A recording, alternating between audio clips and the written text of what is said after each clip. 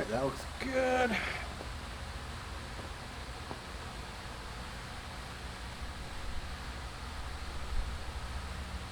Boot it over here. Look at this, we got a show. Folks, welcome to Ormond Beach once again. It is a balmy night here in Florida. We're going to be rolling live here with the big show in just a couple minutes. Now is a great time. Well, I scratch myself. It isn't part of the show, so I can do whatever I want. It doesn't really matter. Now's a great time if you're out there watching and you are a fan of what's going on, or even if you're not, go to Facebook, go to YouTube, go to wherever you watch this stuff and throw us a share. I'm going to do that my very own self, if I remember how. There we go. I'm going to share it on my personal social media. Just 3 clicks! 3 clicks is all it takes to share this with your friends, and we really appreciate it. Let me go over here and get some information about if we are broadcasting, and if so, how well. I see us on Facebook. Just waiting to get word from the YouTube crew and from Global GRM Global Command headquarters about how the YouTube signal is looking, and we will be rolling with the show. This is, of course, Grassroots Motorsports Live, presented by CRC Industries. Yeah, I know you're going to have some questions about this monstrosity behind me. We will get to all of that in good time. Don't worry. It's going to be great. So, all right. Well, you know what? I think we're fine over on YouTube. If anything goes wrong, I will hear about that. So why don't we officially start the show? Ladies and gentlemen, welcome to another edition of Grassroots Motorsports Live, presented by CRC Industries. I'm JG Pasterjack. Ed's behind the camera. We got the guys from Circuit Motorsports over here ready to join us tonight. And we got behind us a vehicle called the Justang, the autocross champion of the 2015 challenge. Is that correct? 2016 challenge. Ford Cobra V8-powered Subaru Justy. When was the last time you saw one of those? I'm going to probably guess never. We're going to be getting to a complete look at this thing and a lot of talk about the challenge, which is coming up in October, in just a second. Before we do, though, let me tell you why we exist and what we are doing here, folks. This is Grassroots Motorsports Live. We are the broadcast arm of Grassroots Motorsports Magazine. If you are a fan of Grassroots Motorsports Magazine, if you are a fan of the stuff we are doing live, check us out on the web at grassrootsmotorsports.com. Check us out on the web at grassrootsmotorsports.com/live deal. If you want to subscribe to the print magazine, just by going there, you're going to get a 15% discount off your new or renewal subscription. Also want to talk about our friends. Where are they? Right over here. Friends at CRC Industries. They are the reason that this show can exist. Great products like Brake Clean. They are a sponsor of our 2017 challenge this year, as they have been for many years in the past, and they are the presenting sponsor of this show. And fine people they are. Folks, if you are reaching for automotive chemicals at a major retailer and you reach for CRC stuff, you know that you're getting not only a fine product, but you are getting a product from a company that supports the world we live in. I get messages from the CRC folks. They're like at home watching this show because they dig so much what we're doing. And they are supporters of amateur and professional motorsports at every level. So, you know, do a brother a solid and help these guys out. Also, take a look back there to the autobooks-aerobooks.com bookshelf. Folks, that's right. We have a genuine brick and mortar bookstore supporting our newfangled internet TV sensation. Every single automotive book you can possibly imagine within their brick and mortar walls in Burbank, California, for all your reading needs. Check them out, autobooks-aerobooks.com. They are also a hub of the Southern California automotive scene. So if you're ever out in LA, Burbank, any of that area, and you want something cool to do, check out autobooks-aerobooks.com. They got schedules of all kinds of awesome stuff going on. They have book signings from famous authors and cars and coffee listings for all over Southern California. We appreciate having them aboard. All right, let us continue on and get rolling with the show here. Folks, behind me, a creation unequaled in modern times. This, if you were wondering, if you were like, hey, what is that and why is it back there? This is the autocross champion from our most recent $2,000 challenge. $2,000 Challenge is an event that we've been doing for, going on 18 years at Grassroots Motorsports.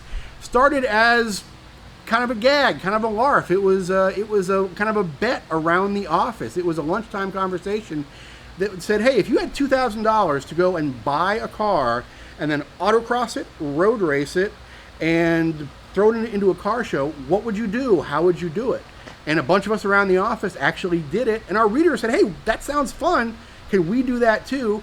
And they showed up and they whooped our ass. And it's all kind of snowballed from there. And in creations like this have sprouted. So I'm going to bring on the creators of the Justang here, Mr. Tristan Hay, Mr. Nathan Adair from Circuit Motorsports. Gentlemen, come join us.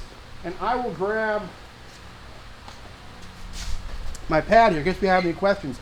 So you guys, a couple years ago, showed up with this thing at the challenge, proceeded to stomp the autocross. Run. What was your quarter mile time? Your first year. First year was a high 15, I think, like a 15.8 or something like that. And then you worked some bugs out and came back last year, and last year was faster than that. It was like a mid 14 last year with different tires. So and that's after basically dominating the autocross. Like it was a multiple tenth of a second win at the autocross. It was about I think 8/10 or 9/10. Yeah. 8/10 or so. Yeah. So okay, so our first question that came in is, can we have a quick rundown of the setup? It's a far more complicated situation than that. So look, I'm just going to tell people what this is, but telling people this is a Ford Cobra powered Subaru Justy does not really do justice to what we're actually looking at here. Yeah. So why don't, if you were sitting on a plane next to somebody and they said, hey, you own a race shop, what was the last cool car you built? How would you describe this to them on a short, let's say you're going from Orlando to Atlanta, and you don't have I only have 2 hours. Yeah. Okay. So in a nutshell, it's a 1993 Justy, and we basically body swapped it onto a 99 Ford Mustang Cobra. And that's essentially what it is. But it took a very long time to make a Justy fit on a Mustang. So when you guys were devising this, was this, when you set out to build a car for the challenge, was this what you set out to build, or was this more of a crime of opportunity? How did this come about? So we wanted to build something that was going to be Subaru related. We didn't know exactly what that was going to be, and we started looking on Craigslist for cheap Subarus, and the obvious Subaru is like a WRX or one of the H6 Outbacks or something like that. And it was really hard, and this was 3 years ago. So now you can actually find some really cheap WRXs, but this was like early 2014. So we were looking for Subarus, and we came across this Justy, and it was really cheap because it didn't run. And we thought it would be awesome to do something with a Justy because they're just they're the complete opposite of a performance Subaru. So we saw it, and it was for sale, and it was like, oh, that'd be really cool. But we kept looking, and it went off Craigslist, which is where we found it. And we kept looking, and like a few months later, we were like, all right, we have to buy something. And it was back on Craigslist. And I was like, screw it, let's just go look at this thing. And we bought it. And then we decided we had to do something with it. So what did you pay for the car? The Justy we got for $100. So just to explain a little bit about the challenge, the challenge is you've got to buy and prep this car for $2,000, which doesn't sound like a lot, but there are a few loopholes in there. Like, for example, there's a recoup rule that allows you to sell parts off to lower some of that value. What's our? It's like $1,000. You can $1,008. Yeah, so you can recoup up to half the value, half the total value. So you've got a little bit more to work with than just $2,000. So a $100 Justy can essentially be turned into a free Justy by the time you sell a few parts off it, and you still have some room to work with. So how'd you find a Cobra under the budget? So after we had the Justy, we were like, okay, now we have to figure out what we're going to put in it. And of course, the first thing you would think of being super related would be to put like an STI drivetrain or like a WRX drivetrain in it or something like that. but that would be way too much money. It would be awesome, and I think there's people that have done it like in Europe or something, but it would be crazy expensive. So we needed to find something that was going to be cheap to begin with and have good performance, but that was going to have aftermarket support, because a lot of the stuff that you need to buy is going to be like off Craigslist or eBay or whatever. Right. So we looked at Mustangs, and we figured, okay, let's just go get like a 5.0 Mustang, because everyone always uses 5.0 Mustang stuff. So we found a 5.0 Mustang, we went, we drove it, and it was terribly slow. I don't know if anyone's ever actually driven a 5.0 Mustang, but they're terrible. Sorry if you're a Mustang fan. Yeah. So we were like, well, that's not going to work. So we drove another one. We actually like went and looked at 2 different 5.0 Mustangs, and they were both terrible. We're like, there's no way we're going to win with this. So we kept looking, and I found a guy, I think he was like past Tampa. It's a Tampa area. Yeah, like south of Tampa or something. And he was parting it out. He wasn't selling the car. It was one of those, Craigslist $1 part outs or whatever. So I emailed the guy and I said, hey, we want the car. We don't care if it doesn't have stuff on it. And he was like, oh, well, it doesn't run and blah, blah, blah. So we're like, no, it's okay. Don't worry. Like, we'll come look at it. So we went and we found this Cobra, and it didn't run. And the guy had already started parting it out. So it was missing like 90% of the exterior panels and all that crap. So we kind of took a gamble on it, because he thought it might be the clutch or the transmission, and we actually got it to start, and it made a terrible, terrible noise. But it sounded, Nate was there, and we were like, oh, it kind of sounds like it could be like a throwout bearing or a clutch or something like that. So we talked him down, and we basically got a shell of a Cobra with the drivetrain. And that's how we got it for so cheap. And I think we ended up getting it for like a little over $500, I think, was what we got the Cobra for. Yeah. And you mentioned before that a lot of the effort actually went into making that Cobra drivetrain work properly, and that was most of your challenge. Yeah. What were some of the challenges there? So the Cobra that sits underneath all this has like 176,000 miles on it, which may be a record. I don't know if that's a record for a 99 Cobra or not. It was definitely a northern car, because it's very rusty underneath, and every bushing was shot, and the e-brake cables were rusted through, and a lot of the suspension pieces were rusted through, and like the brake calipers were seized, and it was cheap, and we got like the engine, the transmission obviously are like the good parts, but everything else was just terrible. I mean, you spent a lot of time on the rear suspension. Yeah. You can tell them how bad it was. Oh yeah, I mean, just every bushing was totally shot, and just rust everywhere, bolts stuck. Just kind of that whole nightmare car that you can't get it apart. And it was a northern car, like you said. Yeah. It was a convertible also, and wow. It was ridden hard and put away wet. Yeah. So how much? And we'll take a look under the car in a little bit. But how much Mustang is still under here? So it's basically from the corner marker all the way back is Mustang. Okay. And what we basically did was we chopped like 1.5 feet on the front and 1.5 feet off the back, and we cut the windshield off. So like this is actually Mustang right here, the A-pillar. Oh wow. And then it's basically like the floor pan all the way back. So you actually had to stretch the Justy body a little bit. Yeah. So let's take a look under the hood, because this is it's hard when you start taking it apart is when it starts to get pretty impressive. And we should probably mention, so you guys have a shop in Orlando, Circuit Motorsports. CircuitMotorsports.net is the website. Ed, give a nice shot of the CircuitMotorsports.net, and we'll throw a link up for you guys. But what do you got? Like, I know we've done some dyno testing there before, but tell us a little bit about your shop. So Circuit Motorsports is it's a performance shop in Orlando, Florida. We specialize in import performance, and we focus on Subaru performance. We do everything from basic maintenance and repair to engine builds, custom fabrication, dyno tuning, etc., etc. We've been doing it for it was late 2008 when we started, so about 8 or 9 years. We do pretty much anything you can imagine for a performance car. So was this something you guys did as a shop, or was this a spare time project? How did this? So it was done at the shop, and it was a collaboration of a lot of people.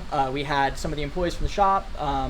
We had friends of ours like Nate here that would just come and help after hours, and it was done pretty much when the shop would close. We would start grinding and cutting and welding and cursing and bleeding and all those kind of things. But yeah, it was done as like there was a lot of people that helped build the car. And shout out to Stephen Hobbs, who's been answering some questions already online. Okay, so let's take a look. So this is all Mustang firewall. Yep. Mustang shock towers. Yep. And obviously it just got chopped right here, and a support was added. So is this like Justy front support to hold the fenders up? Correct. Yep. So we cut the front core support out of the Justy so we could make it look like a Justy and have the headlights and the grille and all that stuff. And we just cut away. We just kept cutting away until it all fit. So what are these fenders actually bolted to then? Are they bolted to Mustang unibody? Yep. Or is there more stuff holding these up? Yeah, so this is all, so everything that's black basically is Mustang. Okay. And then we made like kind of standoffs and bolted the fenders to the top of the Mustang body. Okay, cool. So we had a question that I actually Steve did the service of answering, but just folks that didn't see that. What's the car weigh? The car weighs, I think it's right around 2,700 pounds, if I remember correctly. It's like high 26s or low 27s. It was so like Nate said, it was a 99 Cobra convertible, and they are extremely heavy. I think from the factory they weigh like 3,800 pounds or some ungodly number. So it was a very heavy car to begin with, and we cut a lot away, but it's still very heavy for what it is. All right, so let's keep moving back here. Let me grab some light for Ed here. Actually, Ed, we're wireless now, so why don't you go around the other side even, and we can talk over here. So interior wise, it's not it's pretty rudimentary. Obviously, you guys are working with a limited budget and limited financial resources. But what this is Mustang floor pans. Obviously, what are the doors actually bolted to? So these are the Justy doors, and we basically made hinges to mount the doors on, and we actually had to cut the doors in half and shorten them. So they're actually mounted to like basically a custom hinge that we made inside. And yeah, everything that you see inside is basically Mustang. But we did save the Justy dashboard, and we got the Justy dashboard to fit in there. Everything underneath is Mustang, so obviously, like I said, the floor, everything else is basically the floor pan from the Cobra. Very cool. So you guys actually won the autocross portion of the competition in this, so it's obviously a pretty good handling car. Was it tough to make it into a good handling car, or did it still have sort of a Mustang balance to it? Yeah, the first year it actually surprised us because we thought that it was going to be really good in the drag portion and okay in the autocross because it's a Mustang, and Mustangs usually go straight. And it was actually the opposite. We didn't do very good in the drag race, but we did really good in the autocross. The pro driver that we had, Rob, said that it worked pretty well, but it was kind of pushy, and then it would oversteer, if you got on it. So the second year we came back, we tried to work on the suspension geometry and some of the settings and stuff like that. And last year we won, so that was exciting. All right, so let's move around to the back here. You got room over there? I don't know if we can get around here. We're gonna try. It's gonna be bumpy. Might just have to lift the whole thing up. By the way, we're trying out a new wireless camera setup tonight. So which is possible because of everybody's support of this program. So thank you so much for doing that. It's giving you all these better views of stuff.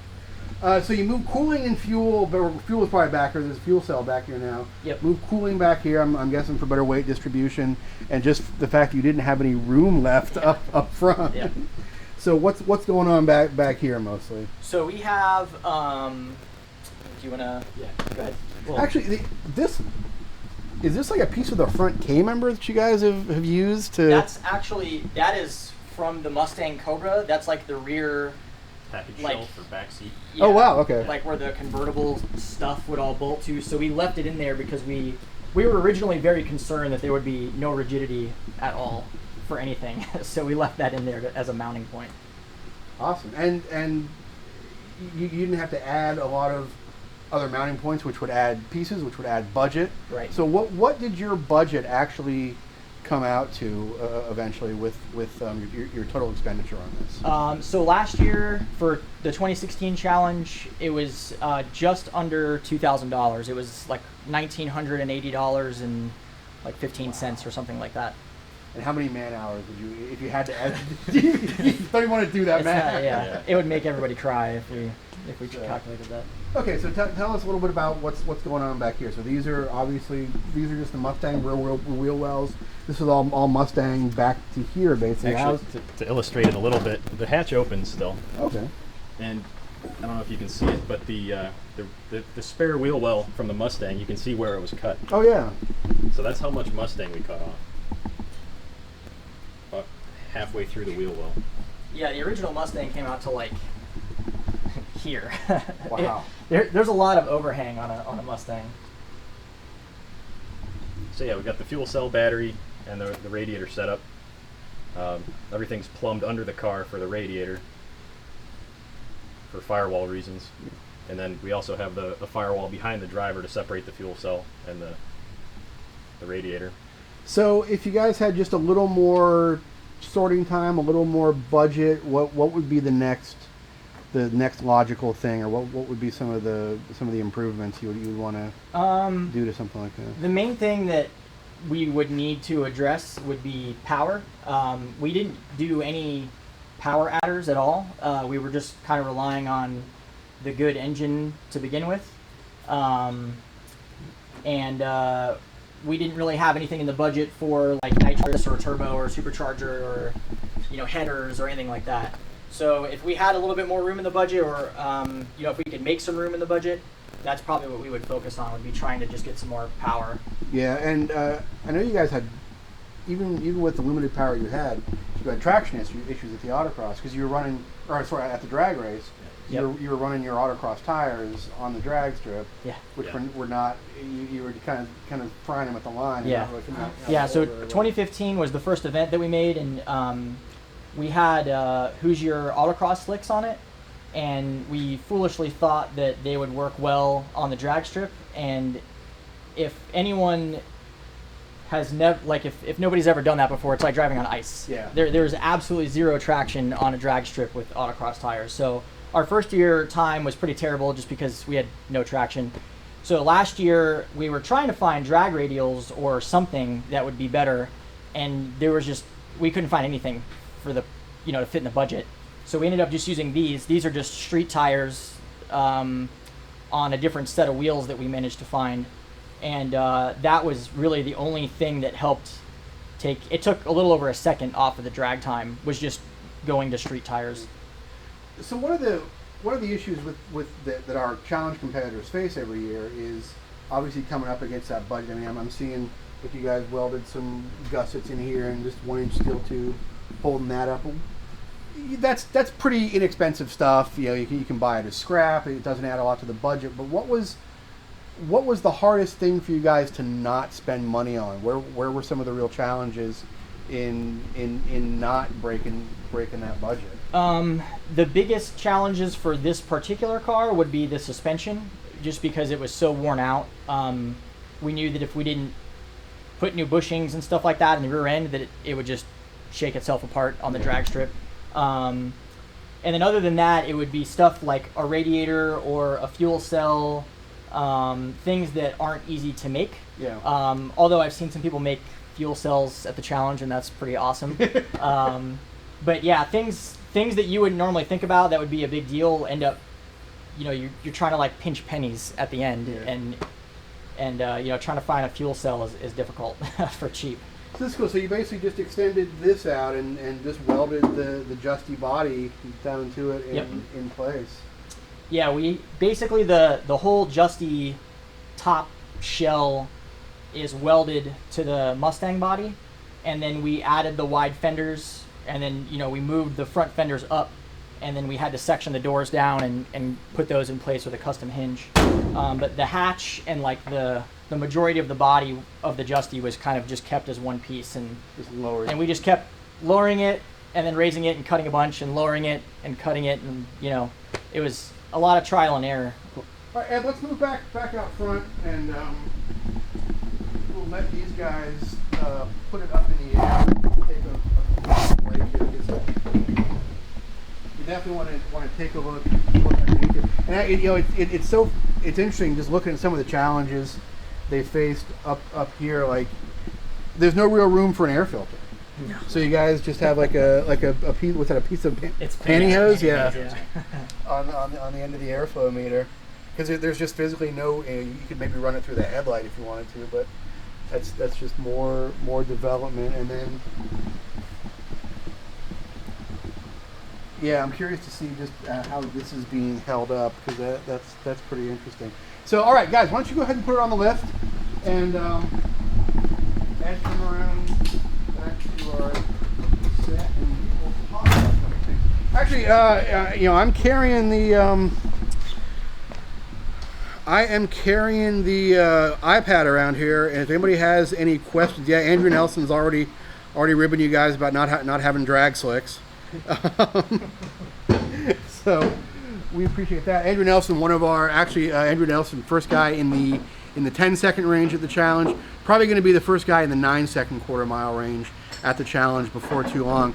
Folks, while Tristan and Nate here are putting it up on the lift, let's take a quick break and let me tell you about a couple of things. First off, let me tell you about our friends at CRC.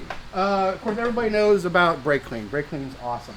But not everybody knows, and until recently, I would count myself among the people that did not know about CRC's display cleaner. Before every single show, we give all of our screens and our camera lenses a little sploosh with this stuff. It is really, really awesome for cleaning LCD screens, LED screens, any sort of modern electronic screens. I didn't even know they made this stuff, and it rules. And again, available at most major retailers, which is cool. I think that it sort of shows the breadth and width of CRC's product lineup. Also, I love showing this off. This is an old can of CRC glass and dash cleaner. This is kind of the thing that I use to prove that we were fans of CRC way before they were sponsoring the show. They are great folks. They are supporters of our 2017 challenge event this year. We'll look forward to seeing some of them out there in October at Gainesville Raceway. So if you are at the store, if you are reaching for a brake cleaner, if you're reaching for a carb cleaner, if you're reaching for a fuel injection cleaner, and you're reaching for a can of CRC stuff, folks, you know that you are not only getting a fantastic product, you're getting a product that is made by a company that supports the world that we live in. And we really appreciate that. Also, I want to tell you about Autobooks Aerobooks. Now, whenever we go to the Autobooks Aerobooks bookshelf, we like to tell everybody about a book that is sort of relevant to the topic at hand for that evening. We could not find, despite their extremely broad set of offerings at Autobooks Aerobooks, we could not find any Ford-powered Subaru books on their shelves. But here's what we did find. A Haynes manual for a VW Rabbit. That's right. Not only cool nonfiction history books, but good old-fashioned shop manuals. Right there, orderable through Autobooks Aerobooks, autobooks-aerobooks.com. Not only is it a fantastic brick and mortar bookstore, it is an amazing hub of the Southern California automotive culture scene. If you're ever anywhere near there and you go by Autobooks Aerobooks, chances are you're going to see somebody famous there on a Saturday afternoon signing books, doing Q&A sessions, doing something cool. And if not, they've got a calendar of every automotive function going on anywhere in and around LA, Orange County, Ventura County, all over the place. It is an amazing hub of automotive culture, in addition to being an awesome bookstore, and we appreciate them supporting our efforts here. That was well timed. I am getting pretty good at this. So let us take a look now under the Justang here. So yeah, somebody commented on your eBay NACA ducts there on the roof. What do you actually type into eBay to find NACA? Are NACA ducts actually listed on eBay anywhere? There's actually a surprising amount of NACA ducts on eBay. We got it was like a package deal. It was like 9 of them or something for like $50. I don't remember. I was surprised. All right, so this all, if I didn't see the Subaru stuff around it, I might not know that we weren't looking at a Mustang under here, but this all looks fairly Mustangish. So you're basically telling me that most of the suspension stuff was pretty rotted, pretty gnarly, and it was just kind of getting it back to a solid stock benchmark. Yeah. So you could see the red bushings are obviously the bushings we replaced. Everything was shot, and there's still some stuff on here that is still shot, and we just didn't have any money for it. But this is all Mustang Cobra underneath. We basically replaced like steering rack bushings, control arm bushings in the back. We replaced a lot of the bushings in the subframe, in the rear subframe, and we made our own engine mounts because they were totally destroyed. So we just made solid engine mounts with like scrap steel that we had. Oh yeah, Ed, you can actually see them fairly well over here. That's got to make things a little bit shaky inside, I would imagine. A little bit. But this is not exactly a daily driver, though. Yeah. And you've got the sway bars doubled up there. Yeah, we actually stole that idea from another challenge competitor. There's another team that runs a Cobra, and we were looking under their car, kind of chatting with them, and we saw that they had double sway bars, and we're like, oh man, that's genius. Like I never would have thought to do that. Because most people just go buy a bigger front sway bar. Right. But when you can't go spend $100 on an iBox sway bar or whatever, this is just another like standard Mustang sway bar we got for like $5, and then we just made basically another bracket that piggybacks on the original bracket. We got longer bolts, and then we put 2 sway bars on there. And then shocks and springs are just what came off of the Cobra? So the shocks, as far as I know, are original. The car actually had iBox springs on it when we bought it, but we had to cut them for the ride height and everything to work. So we did the old school thing of cutting springs, which worked. It worked, actually. It works pretty well. So do you have any idea what the rates are at this point, or it's about a coil or two? We took about an inch off, whatever that equals in pounds. Okay, so exhaust probably wasn't much of a challenge because you just ran the stock Cobra exhaust. Mm-hmm.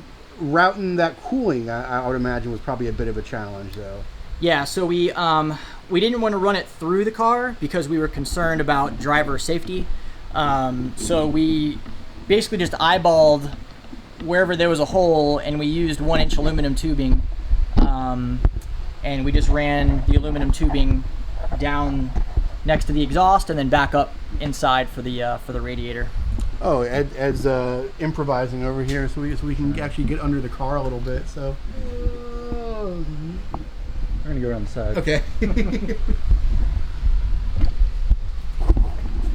I take it off the stand here? Yeah. Well, actually, let's throw the mic back on. Here's one of the. Pardon the interruption. No, here's our first exciting wireless video adventure for the night. Loosen that. Pull that back. You got it? Yeah.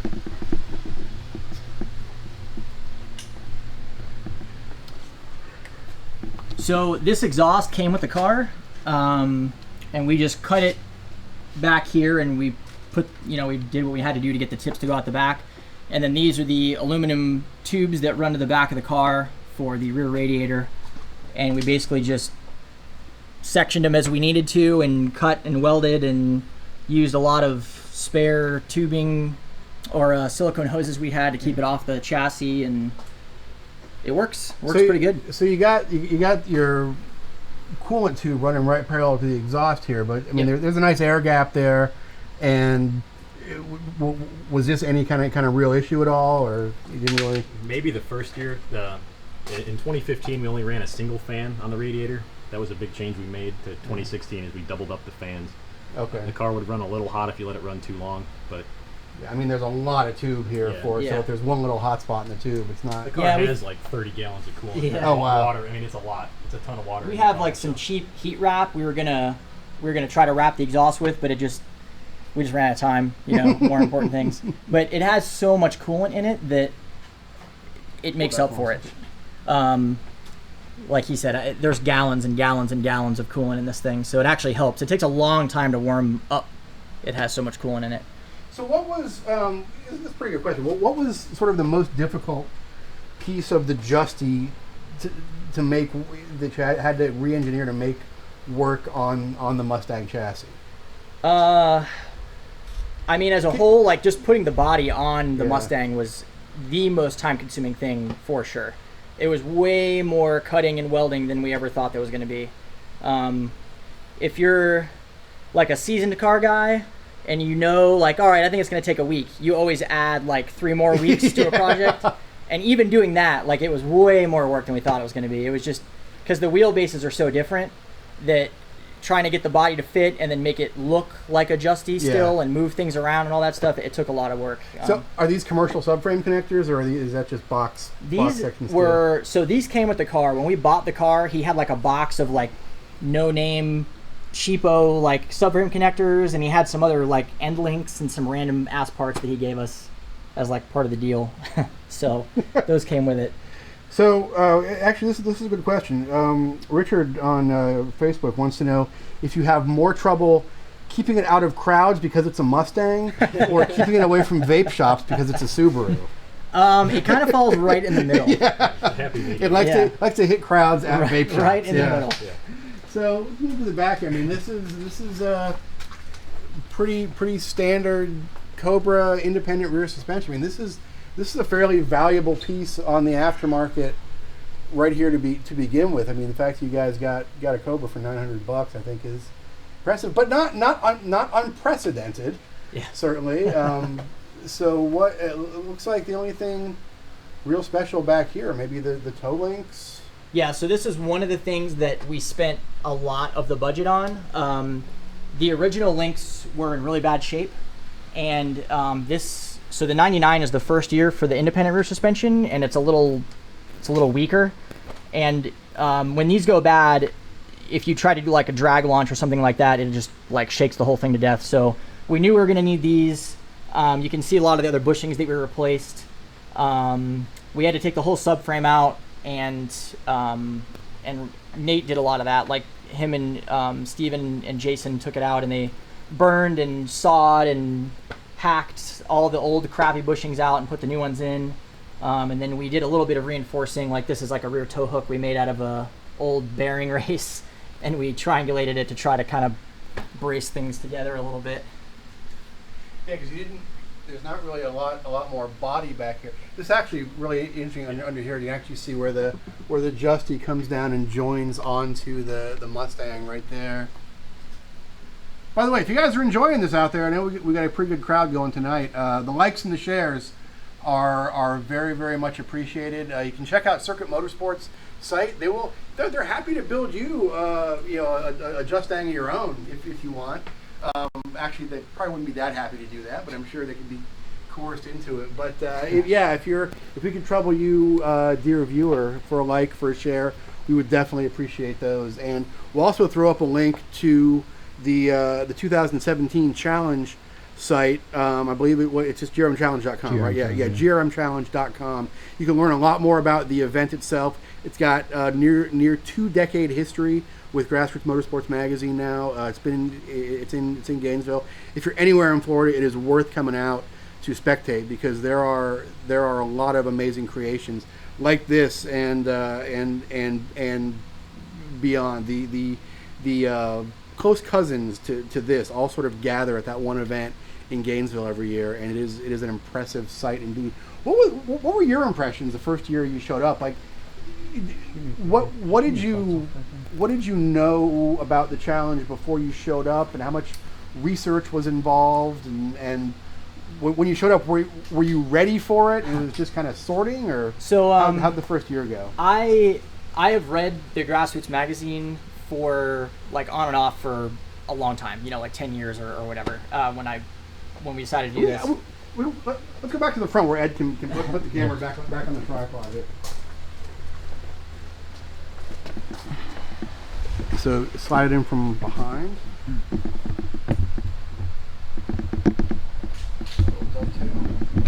then you lock it down with this right here. Lock? Yep, you're locked. So I personally had heard of the challenge. I know Nate also reads the magazine, and he knew about it, and a couple of other staff members knew about it. It started off as wanting to do something different than most shops do. Like a lot of shops build like a drag car. You know, they try to put as much horsepower they can into whatever car they work on. If it's like a Subaru or a, you know, an Evo or a Mustang or Corvette or whatever. We wanted to do something different, and we thought that doing a challenge car would be really cool because it's totally different. You know, it's like the opposite end of the spectrum. Instead of dumping a bunch of money in your car, you try to spend as little as possible. So we did some reading. You know, we looked at past events to try to like gauge what people were spending money on their budgets and stuff like that. But we had no idea what we were getting into. You know, the car was, as you know, like cliche as it is, the paint was literally like wet when we put the car on the trailer the night before. So when we rolled it off the trailer, it had zero test and tune. You know, we hadn't been to a drag strip or an autocross or anything like that. It went really well. Like we didn't really have any major problems, and it was just crazy. Like just the cars that are there are just crazy. Like you know, there's cars that you see and you're like, oh yeah, that's cool. You know, like you find a car on Craigslist, you add some parts to it or whatever. But there's cars that go there that are like mind-boggling. The amount of work that people have done. It's really cool. It's awesome. It's a great experience. We should mention your rear toe hook is a bearing race. Your front toe hook is like a gear, third gear or something. And it's painted red because people run into that a lot, and I run into it all the damn time, and it hurts. It hurts quite a bit when you run into that. So, what do you think it would take? I mean, you guys won the autocross, did all right in the car show portion. You know, there's some good engineering there that judges were impressed with. What would it take to win or to compete in the drag race? I know you've probably gone back and done the math on what it would take for an overall win based on drag times. What would it take to get there in the drags? Yeah, Nate's done some math on what it would actually take. After the event last year, we ended up looking at the results and did a really nerdy spreadsheet, and it would have taken at least a low 12-second pass in the quarter mile with everything else being equal. So that's really where we need to be. That's kind of a benchmark for sure, but I mean that's our biggest weakness is the drag strip. Like, we just couldn't get the car to hook up in a straight line, and we're also afraid of traction a little bit with the IRS. Yeah. So it's kind of a balancing act, but so the wheelbase on this is stock Mustang. Yeah, right. Yeah, the whole floor pan and everything is stock Mustang. Yeah. So. Okay. So most of the stretch then is right there behind the doors. Yeah. So most of what we did for actually making the Justy fit is we cut the doors. We cut like, I don't know, 5 or 6 inches out of the doors, and then this is Mustang, so obviously this would not be on a Justy. So this is the fender. So there's like 2 feet like right here where we made up a lot of space with being creative on metal and paint and, and stuff like that. So what are these box flares actually Mustang fenders? These are Justy fenders. Okay. And then we filled in the gaps with sheet metal. Okay. So we used a lot of sheet metal to fill in gaps and make all the panels and stuff like that. Which is also why it kind of weighs a lot, because it's all metal. Like, we didn't do fiberglass or anything like that. Like, it was all trying to make it as strong as possible with metal connections and whatnot. And then also, we're not fiberglass people, so it was mostly metalwork, welding, and things like that. So what's the plan for this year? You guys coming back for 2017? We want to come back for 2017. We have not done anything to the car since the challenge. So and we should probably mention that we couldn't even get it started to roll it in. Yeah. We think the fuel pump is finally giving up. It actually started like 10 times this week, and it literally would not start to get off the trailer. So classic car life. But we want to come back for 2017. It's just going to come down to time and budget. If we can find the stuff that we would need to make it happen, which is one of the biggest challenges for people that haven't done it yet would be not only the time it takes to build the car, but the time it takes to find parts. Yeah. So like if you need wheels, you could waste, I mean, who knows how many hours like on Craigslist or eBay trying to find wheels for like $50 or something like that. We actually went to the big turkey rod run swap meet after the event in Thanksgiving, and we found these wheels for like really cheap, like crazy cheap. But we walked the whole day and we just found wheels. Yeah. Like we thought we were gonna find like, go fast parts and transmission pieces and all kinds of. All we found was wheels. And that's the thing we find about challenge cars in general is, people wonder, well, how do you build these cars? How do you find these great deals? Well, everybody has found these great deals at one time or another, but a competitive challenge car needs to be a combination of a lot of those great deals. Like it needs to be a series of once-in-a-lifetime deals that we've all found, but you need to string a bunch of them together. So it's not something you can start in July and be ready in October. Yeah. It's a long process, and it's a very labor-intensive process because we've all been the beneficiary of these deals, just not enough of them on a single car to win the event, and that's really what it takes. And as you guys show with this thing, a lot of man hours, a lot of hand fabrication time.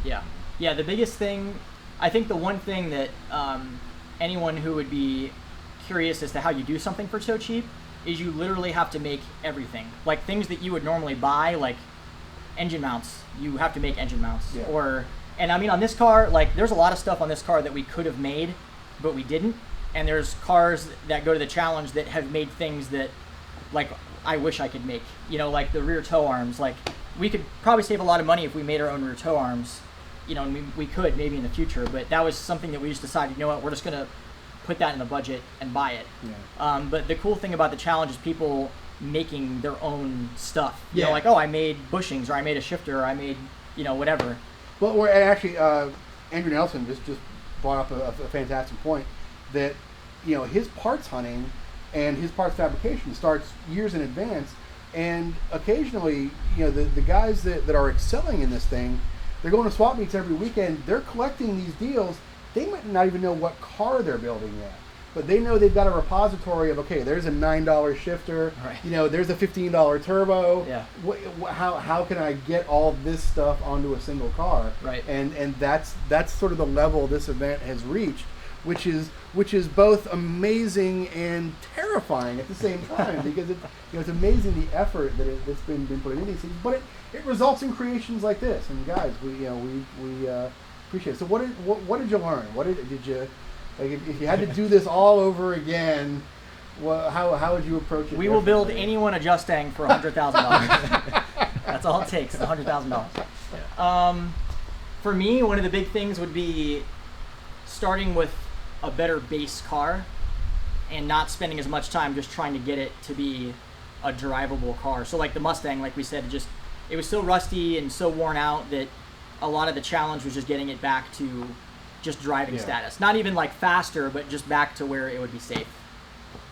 Yeah, this What is a about very you? ambitious build for a first time in 2015. So Yeah, we should mention one thing. We started this in 2014, and our goal was to go to the 2014 challenge, and we didn't even make the 2014 challenge. Yeah.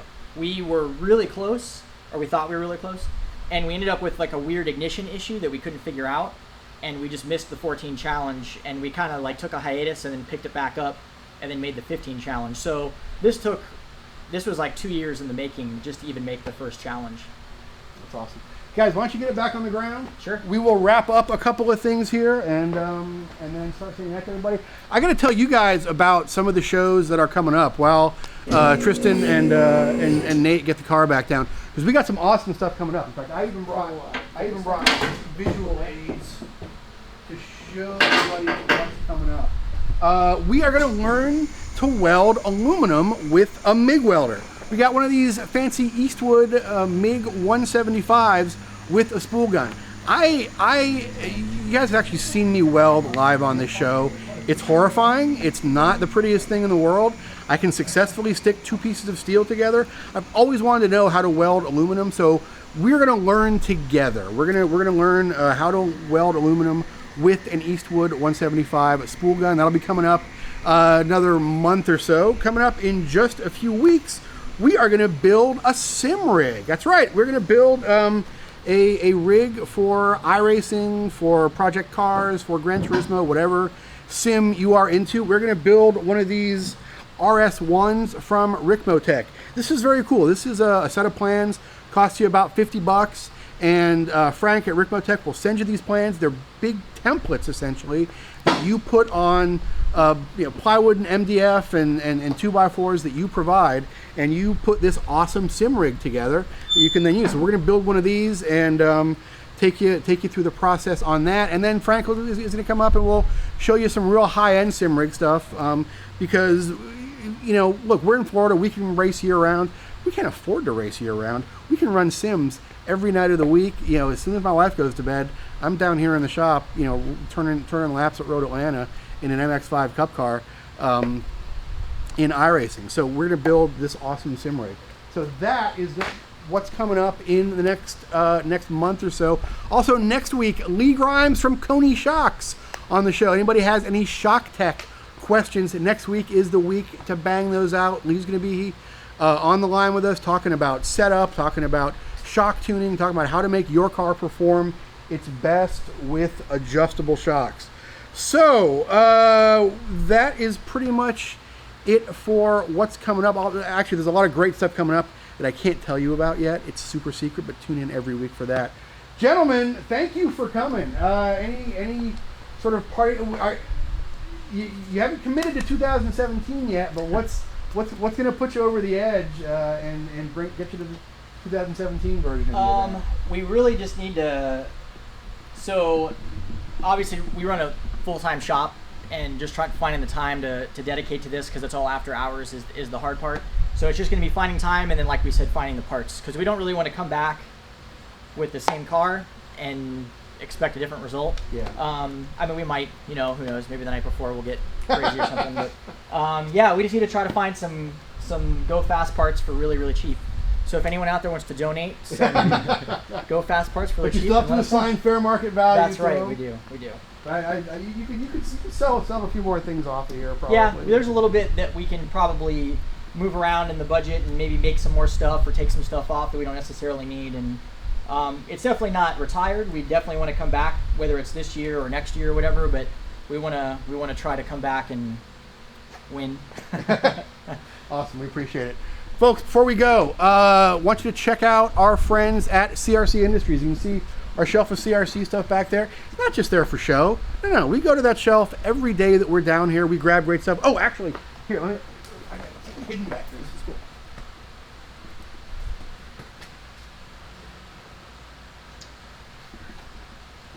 Damn it, man. Did my mom steal all my watch steal? CRC, unbeknownst to me until... Oh, here it is. This is great TV, isn't it? Now, you probably heard me say this before. I would rather shoot an animal with a 400 millimeter lens and a 5.56 millimeter projectile, but I will straight up murder a hornet. And this stuff, again, I did not know CRC, in addition to making brake clean and all the wonderful stuff we already know about, makes an amazing wasp and hornet killer. And it is actually designed with shop types in mind. It is designed with to be kind to the materials around your shop while being very, very unkind to the possible insects around your shop. So that is another one of our new favorite CRC products. Also, folks, check out our autobooks-aerobooks.com bookshelf back there.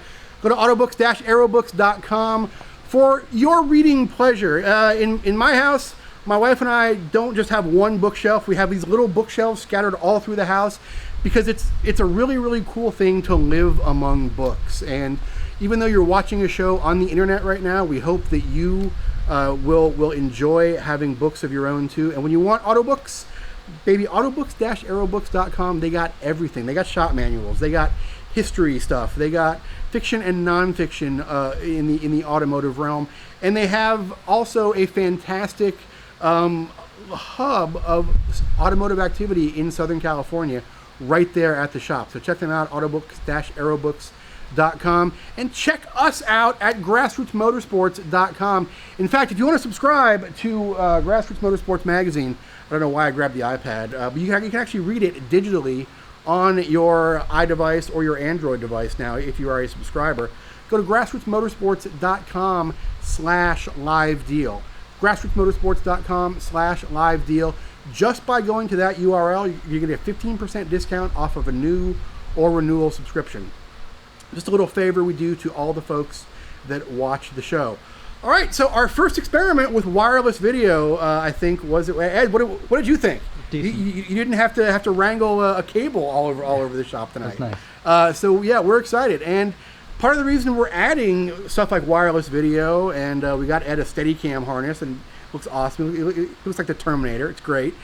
Is we are going to be bringing everybody tons and tons of live coverage from the 2017 Challenge presented by General Tire, CRC, and Miller Welders. We are going to be bringing that to you guys October 21st? 20th and 21st from Gainesville, Florida. 20th is autocross and drag race. 21st is car show, so it's a Friday all-day autocross, Friday evening drag race. You should have, if everything goes well, 5-6 hours of live coverage throughout the day on Friday, and then a couple hours of coverage again on Saturday. So we hope that everybody joins us for that. You can go to grmchallenge.com. We'll throw a link down here. You guys can check out all about the event. It's a fantastic event with a fantastic history, and we hope if you are able, you will join us. And if you're not able to join us there, we hope that you will hang out with us online and watch our hours and hours of live coverage of the challenge. I'm going to get like a straight up Jim McKay stick mic with a Grassroots Motorsports flag on it, and it's going to be awesome. I'm looking forward to it. All right, thanks to Nate and Tristan from Circuit Motorsports. Thanks to Ed behind the camera. Thanks to Tom, who is somewhere monitoring all your chat and all your questions. Thanks to everybody that watched tonight. We appreciate it. Thanks obviously to CRC and autobooks-aerobooks.com for supporting this show. We are excited that they are aboard. I am JG Pasterjack. This is Grassroots Motorsports Live, presented by CRC Industries. We will see you next week, same time, Wednesday, 9 p.m. Eastern. Good night, everybody.